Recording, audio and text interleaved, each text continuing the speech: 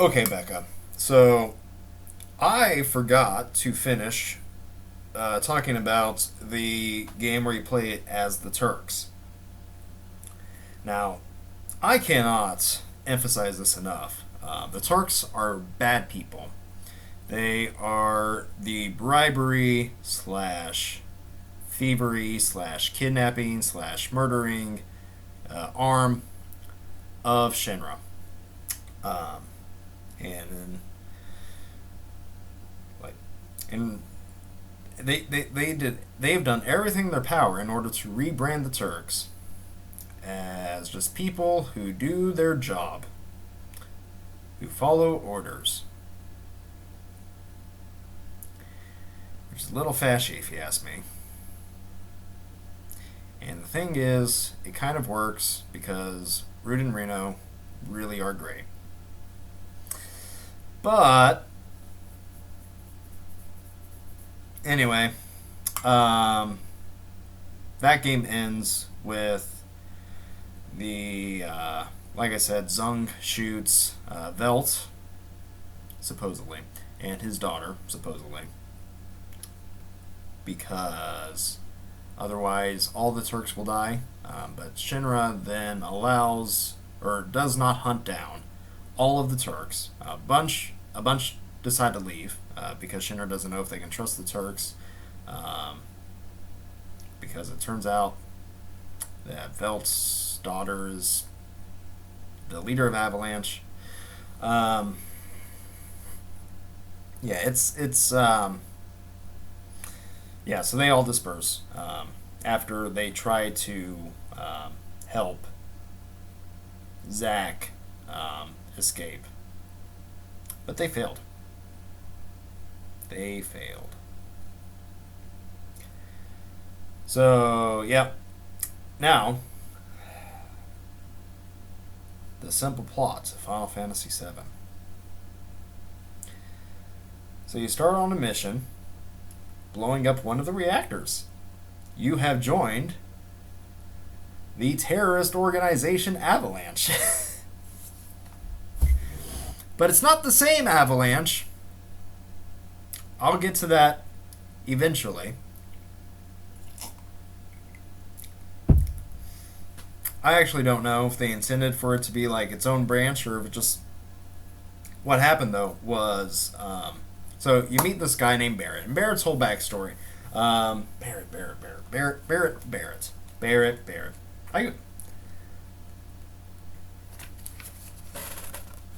Barrett. So you are running with Barrett's on a mission to blow up a reactor. Um,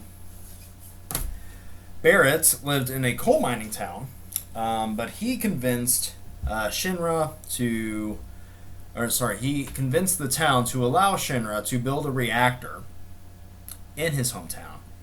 And ironically, Avalanche blew up that reactor. You play through that in the game, and as a result, Shinra blamed the townsfolk and burned them all and shot them all. Again, they're kind of awful. And for some reason, Scarlet was the head of that. Why was Scarlet? Anyway, so Scarlet shoots Barrett's hand off. He was holding on. So there was a friend of his named Dine. He was holding on to him like this. They both like get shot in the hands. Dine falls, and Barrett goes to see if his wife's alive. She's not. He goes and checks on Dine's family, finds his daughter Marlene, and he swears vengeance. He goes to see Bugenhagen, that scientist that I mentioned once about an hour ago, over in Cosmo Canyon, and he decides that he is going to seek vengeance and stop Shinra. And he's going to start that. Well, that was many years ago. I guess he's just been biding his time, but he's found 3 other people to go with him: Biggs, Wedge, and Jesse.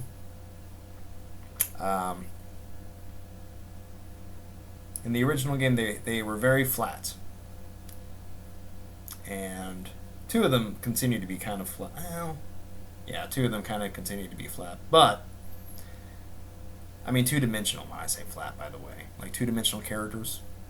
Hopefully you know what I mean when I say that. As opposed to three-dimensional, fledged out, like... Fleshed out. Not fledged out. Fleshed out. Anyway, so...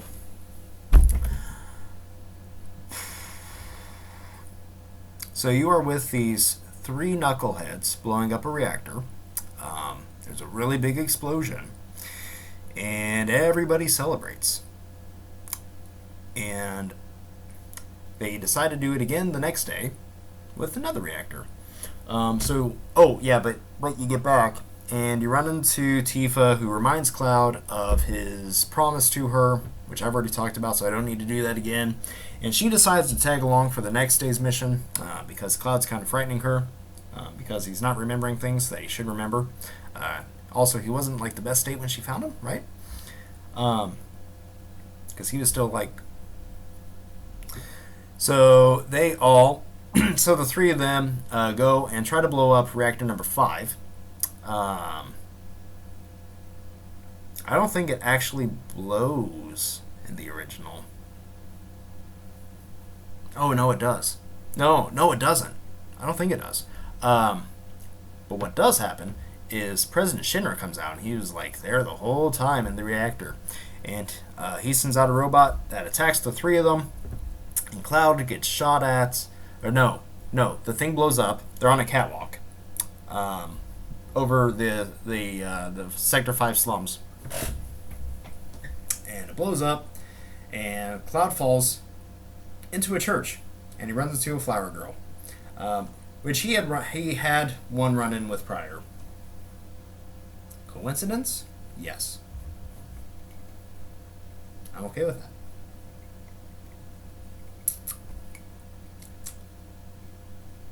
This isn't coffee. So, anymore. It's not coffee anymore. So yeah, meets the flower girl named Aerith, who helps him try to make it back to Sector 7 to see how everybody's doing. They almost get there, and they see Tifa being like drawn off in a carriage. They follow her to a place called Wall Market in the Sector 6 slums. There is a little mini game of sorts in which you have to collect a bunch of different clothing items, female clothing items, so that Cloud can pass as a woman.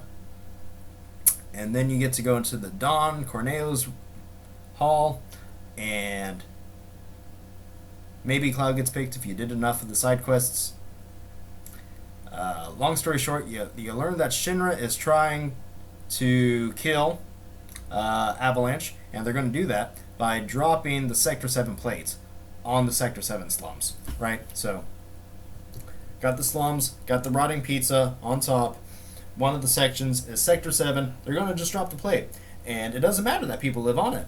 They're just going to blow it up, and they're going to blame it on Avalanche. They fleshed this out a whole lot in the remake, which I will get to. So, will I? Yeah, sure. Yeah, I will. So, they go, and, they fail. Because you find Barrett's, the three knuckleheads that you were working with, Biggs, Wedge, and Jesse, who you had, like, minimal interaction with, die. It's like, oh. And Barrett's upset, but you do learn that Aerith was able to save Marlene. So she ran Marlene back to her mother's place, and so you go check on her, and then so Cloud was like, I'm going to go save Aerith, and then he goes and saves Aerith. So they go into Shinra, and they get captured after a bunch of battles. Oh yeah, but they run into Hojo, who is trying to breed Aerith with a cat thing, who he calls Red 13, whose real name is Nanaki. He's a cat dog. He's a cat dog. looks like.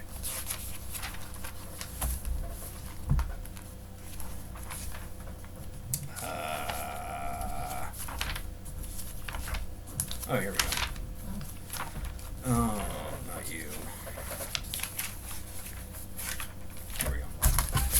See? A cat dog. So Red 13, he's trying to breed Aerith with this because they're both the last of their kind, he says.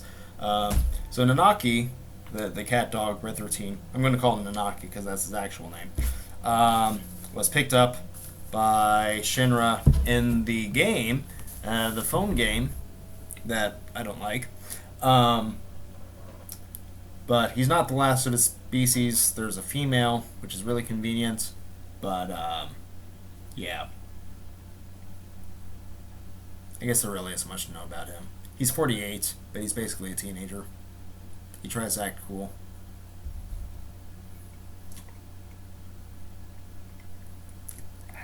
Never heard of a teenager try to act cool before. No. Almost 30-year-old men. I've heard of them trying to act cool. Anywho. So, you rescue Red, but then you're all trapped, but then you get caught. And you're thrown into a cell. You have some touching conversations with Aerith and Tifa, who both like Cloud. It's very, very evident. See, Cloud promised that he would be Aerith's bodyguard. Said it was going to cost her because he's a mercenary, right? So, oh, it'll cost you. And she's like, well, I'll give you 1 date, which is a thing that Zack pulled on her many years prior. So, oh, also she's like attracted to the fact that he reminds her of Zack, because they both carry the same sword, and they both have the same eyes. Mako, when you're infused with Mako, it does things to your eyes. It makes you like green blue.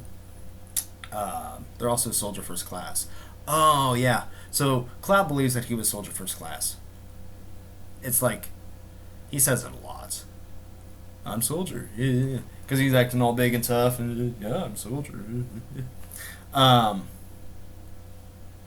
He's a dork. Cloud's a huge dork.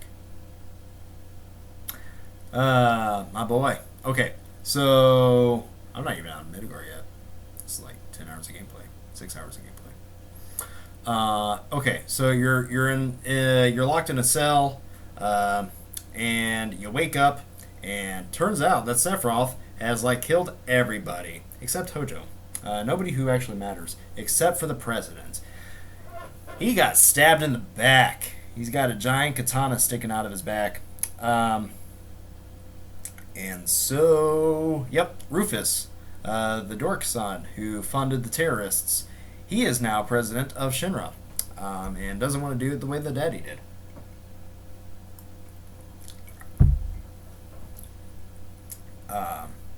Oh yeah, also the Turks have pledged their allegiance to him. Right. Okay, so there's a chase. You leave Midgar. You meet up in Calm, that one place that got blown up accidentally by Shinra, and Cloud shares what happened 5 years ago in Nibelheim. See, they're very like adamant that it was 5 years ago, but also not. What the name of the song is On That Day 5 Years Ago. Like, that is the name of the theme music.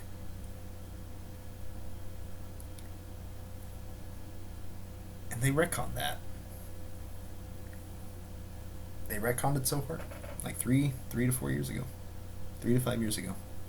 Which is not an insignificant amount of time. So, Cloud shares his backstory. So he gives it from the perspective of Zack, and the whole time Tifa's like, how you weren't there, because he hid himself. Remember, he hid. He didn't reveal that it was him. So Tifa's really confused, but she's afraid to say anything because she might like scare him away. She doesn't want to lose him again. So they end up moving on. They come across Fort Condor. They go past the chocobo farms. Chocobos are birds that are like horses. They're as big as horses and you can ride them. Like an ostrich, but a lot bigger.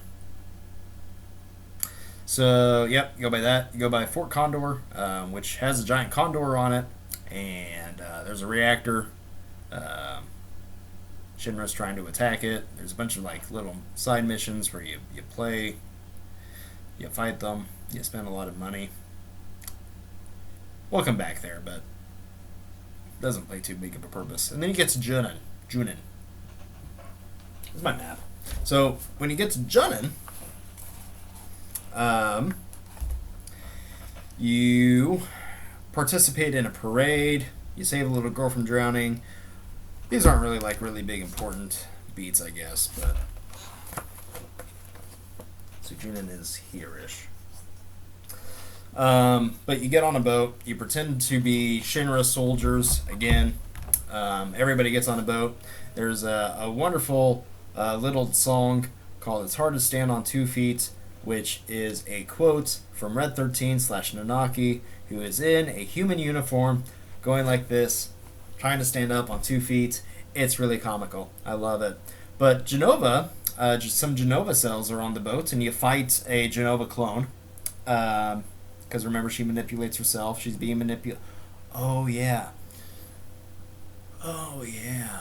So Sephiroth stabbed the president guy, and so you're like, well, we need to go kill Sephiroth. He's an evil dude. And so you're like tracking him down, and that puts you on the boat because he's like over on the other continent. And you find some Genova cells on the way there. You land. You run into Hojo on the beach, who's taking a long vacation. Should have shot him. And then you run into North Corel, which is the remnants of the town that Barrett's from, and they're not happy to see him. In fact, they run him out of town. And you go up to a giant Las Vegas-style casino place called the Gold Saucer, which is built upon the remains of Barrett's hometown, which is like, what? Why would you do that? Why would you like create a Las Vegas casino on top of a town that got shot up by Shinra? I don't. So anyway, there's a guy with a gun arm who's shooting a bunch of people up there. Barrett gets blamed. You get thrown down into Corel Prison, which is Old Corel. Barrett's down there, and you learn that Barrett didn't shoot people, because remember he has the gun hand. But Dine is down there. Dine got really mad, and it's just a coincidence that he decided to go up and shoot people up at the Gold Saucer, despite the fact that he was running the prison down below. And well, the same day that Barrett's up there, and so you go and you confront Dine, and him and Barrett have a big ol' face-off, and Dine is like, "My hands are too bloody to touch Marlene," and Barrett goes, "My hands are bloody too," and then Dine jumps off a cliff, and I assume dies. So, fun stuff. So you do some chocobo racing. It's like horse racing, but on a giant bird. And then you get released, and you get a dune buggy, and you can go by Gungaga, and you run into Zach's parents, coincidentally. I love it. Aerith, so if you walk in with Tifa and Aerith on your party, okay, if you walk in with Aerith in your party, Zach's parents are like, "Oh, you're a girl? Our son wrote us that he had a girlfriend. Are you her?" And it's like, yeah, just imagine these parents running up to every like woman that they don't recognize in their town. That's roughly their son's age. Like, "Hey, are you my son's girlfriend?" Anyway, I mean, she was, so sure, but it's silly. Anyway, you then go visit Cosmo Canyon, which is where Bugenhagen is from, and it's also where Nanaki is from, Red 13. And while you're there, you learn a little bit of Nanaki's past. You also learn everything that I've already told you about the planet, so I don't need to go into that again. Except that if the planet is drained of too much life force, it like dies. Makes sense. Life force being Mako. So you also learn that Red 13's. So Red 13 is ashamed because he thinks that his dad was a traitor and a coward and left Cosmo Canyon when it needed him the most, abandoned it. Turns out he basically died fighting the Gi tribe when they were attacking. They're like ghost things. But they shot him with a bunch of stone arrows. And so, like arrows that turn him into stone. Even though he can still cry, because Nanaki starts howling at the moon, and like his father starts crying, and it's like a really touching moment, and he finds contentment, I suppose. And then you go up to Nibelheim, and it's like not burnt down, and Tifa's like really freaking out, and Cloud's like, "I'm not lying. I know what I saw." Because again, Shinra rebuilt it. So you go up past the reactor, and you run into a place called Rocket Town, because a few years ago, Shinra had before like.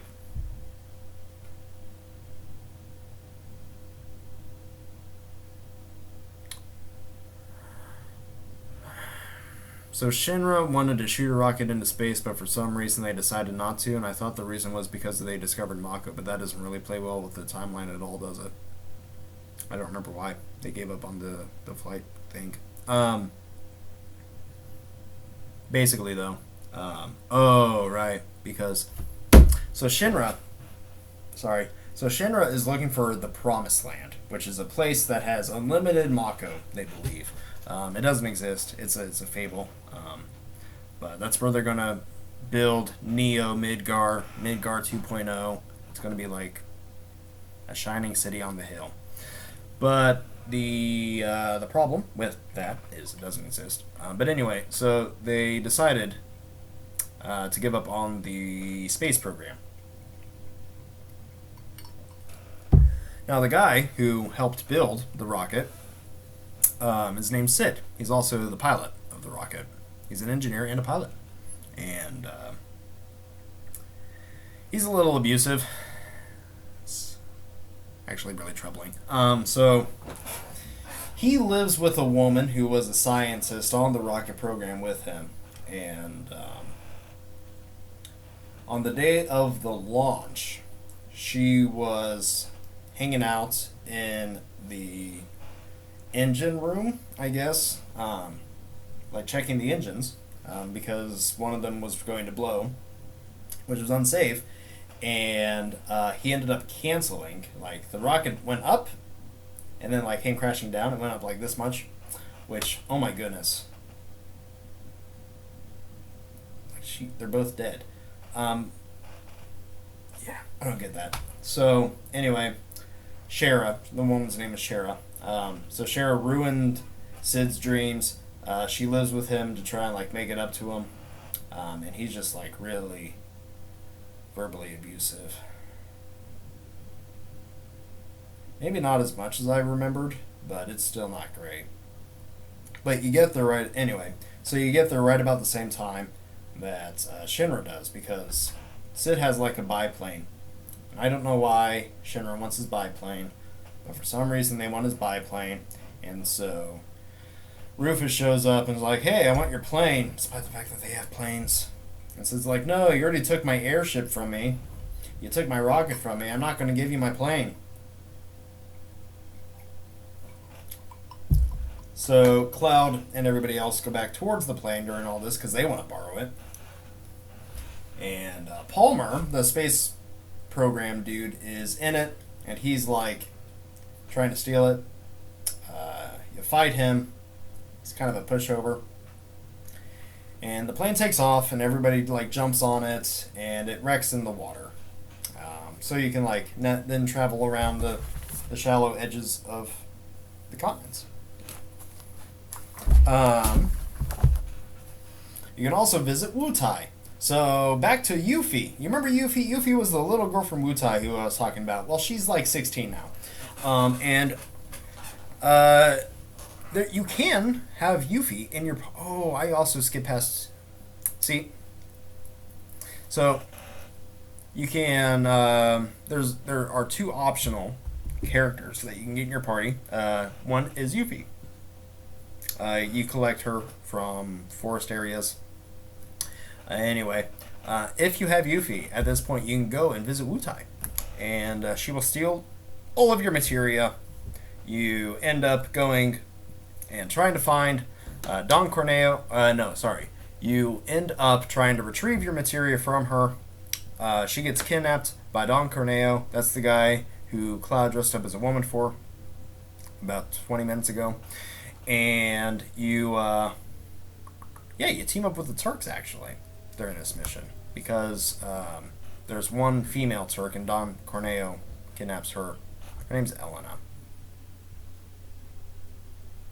Her sister was one of the original Turks. Anyway, it doesn't actually like play an effect on the rest of them. Oh no! If you do it, you can actually choose not to fight them the last time you meet them. That's right. That's right. Okay, so yeah. So Yuffie returns all of your materia. She joins your party for good. You can fight her dad, and which like makes her earn her respect, because she just wants to restore Wutai to its previous glory, like I said. And yep, her character arc's done. You can also, when you're in Nibelheim and you're in the basements, you can go through some stuff and you can get Vincent, Mr. Vampire himself. And he's like super goth. And just like, everything is awful. I'm just going to stay asleep in my coffin. He sleeps in the coffin. And he has been for like 30 years. But you like say that you're after Sephiroth, and he's like, Sephiroth, I know that name. Lucrezia.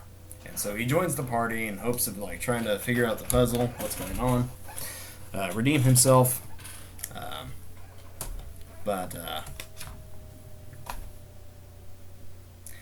Yeah, you can't really complete his character arc for a while, but I'll go ahead and say it. If you can find the cave later on in the game, you can find the cave where Lucrezia is, and there's a heart-to-heart. Vincent's like tells her that Sephiroth's dead, and she kind of disappears. I actually don't know because she's back in that game, so I don't know. But she gives Vincent his ultimate weapon, so whatever. I feel like I need water, but I'm gonna power through. So it's at this time where you learn that you need a keystone to open up. You have access to the Temple of the Ancients, but to get there, you need to go and get a keystone.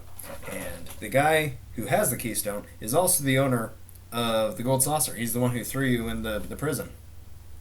So you go to the Gold Saucer, you show him your battle prowess, and he's like, okay, here's the keystone. And you get to go on a date with the individual who you have been flirting the most with, or nicest with, or whatever. It could be Aerith. It could be Tifa. If you try really hard, it could be Yuffie. So Cloud's 21. Yuffie's 16.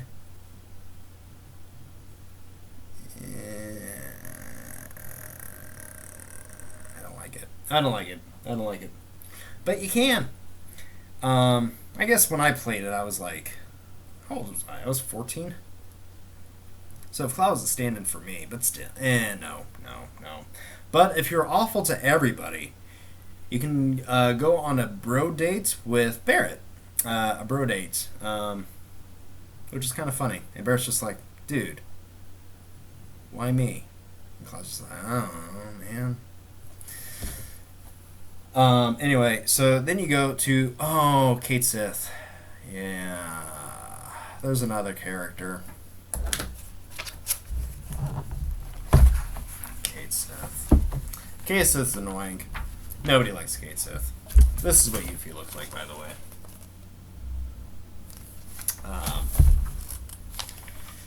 Kashi. Okay, so I've called him Kate Sith my whole life. Apparently that's Irish. It's Catchy. I don't care enough, actually, to pronounce it right. So, Catchy's whole thing is he's a robot cat who rides a Moogle. He's controlled by Reeve. The party doesn't know this for a while. He just kind of forced himself on your party. Reeve is the Shinra exec in charge of urban planning. So he's the one who's upset and sad because President Shinra dropped an eighth of the city. He's like, oh hey, my mom was there. But actually no, his mom was in Sector 8. Still though, it's really close to his mom. Like, oh hey, you killed innocent people. Which actually the Turks. The Turks are the ones who dropped the plate. So again, I'm trying to like present the Turks in a good light after killing hundreds, if not, well, thousands of people. Good luck. Rehabilitating. I'm trying to rehabilitate. So, backtracking thoughts. Kate Sith. Right. So, at the end of the day, Kate Sith, you run into Kate Sith, and he has stolen the Keystone, and he hands it off to a bunch of Turks. And if you remember Marlene, that's Barrett's daughter, adopted daughter,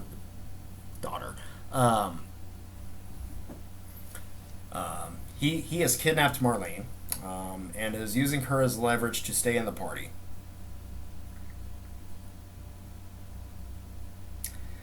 Catchy's the worst. Nobody likes him. He's also worthless in battle.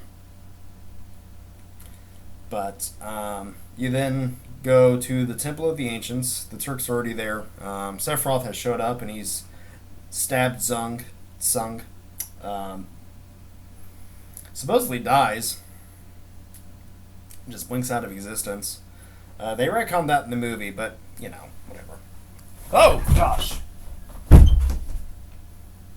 Sorry, there was a big fat ant on my foot.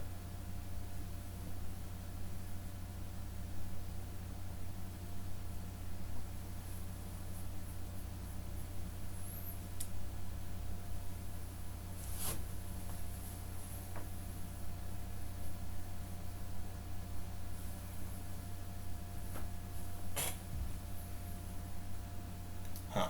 Anyway. So, Kashi. Keystone. Tsung gets stabbed.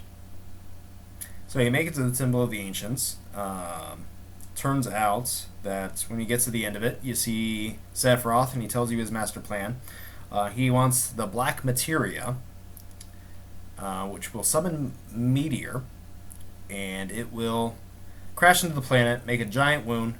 He will stand in that wound and absorb all of the energy that the planet sends to heal the wound, and will ride the planet off as its god.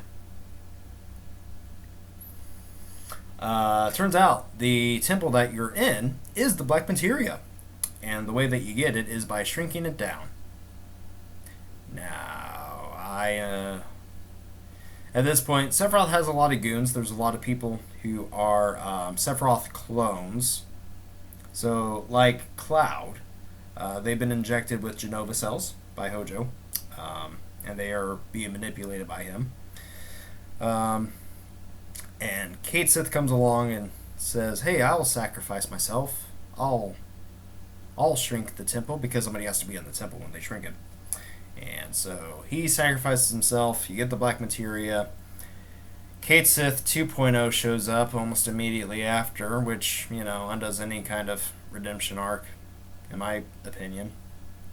And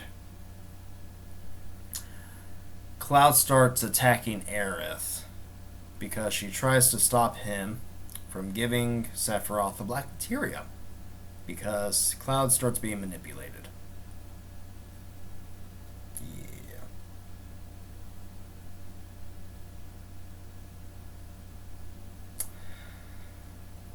So Cloud wakes up a bit later, is informed that Aerith has ran off into the forest, the ancient forest,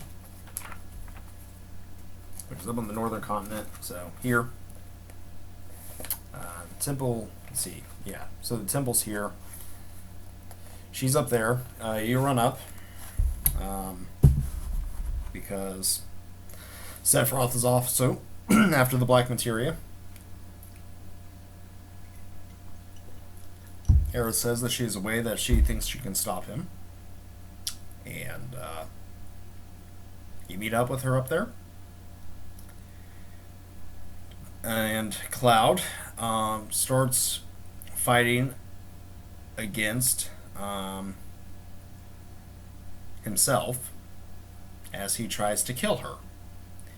And he's able to shake it off, but at that moment, Sephiroth comes jumping down and stabs her through the back, killing her.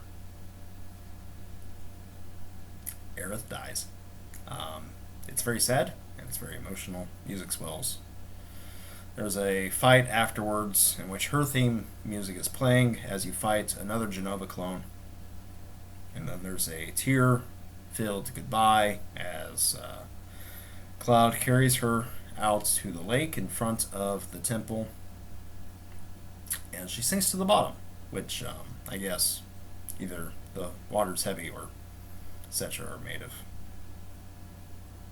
stuff that sinks. Anyway. Yeah. It's a bummer. It is a real bummer. So the party collects itself. Cloud's trying to figure out what's going on. He says, I'm just going to go for it. Just going to... Gotta stop Sephiroth. He's going to the north. We gotta follow. And so the party follows Sephiroth to the north. And Cloud ends up... there's some... They go through some things to try and stop Sephiroth from getting the black materia, because Cloud is aware that he's being manipulated. He gives the black materia to somebody else, but Sephiroth ends up manipulating them, knocks everybody out, doesn't kill them, which is nice, except for the person with the materia, and that person is then pulled towards where Cloud is. And Cloud's like, hey, yeah, give it to me. And then you run into Shinra, and Shinra's right underneath Sephiroth. We found Sephiroth because remember when he got cast into the chasm in Nibelheim? His body floated to the North Cavern, and he's been there in stasis basically, controlling. What happened was Sephiroth had a stronger will than Jenova, and so he started manipulating the Jenova cells. And so he basically has control over Cloud, he has control over the other clones, all of the Genovas that you've been fighting, that's his will being imposed. So he wasn't the one who stabbed President Shinra, but he was controlling the thing that stabbed him. He wasn't the one who stabs Aerith, but he was controlling the Jenova cells in a clone. So anyway, Cloud takes the materia, the black materia, flies up, gives it to him, and all of a sudden the weapons, because the weapons are... Remember the weapons? The giant eco things... biological machines of sorts that the planet produced to protect itself from Jenova. They burst out of the North Crater because that's where they have been in stasis. And the party escapes, but Cloud falls into the abyss below. And that is... Oh, Oh, right. I guess I already covered this mostly, but right before you get to this, you go to basically a ski lodge up in the north because there's a lot of snow there, and you learn that that's where Professor Gast and O'Fallon were. So right after Aerith dies, you come across her birth home, and you watch all of these videos that reveal that Gast is her dad. Just flavor text, really. But anyway, Cloud disappears, and you wake up about a week later in Junin. And I guess I will get back to that in part 3 after I go wet my throat with water. I will be right back.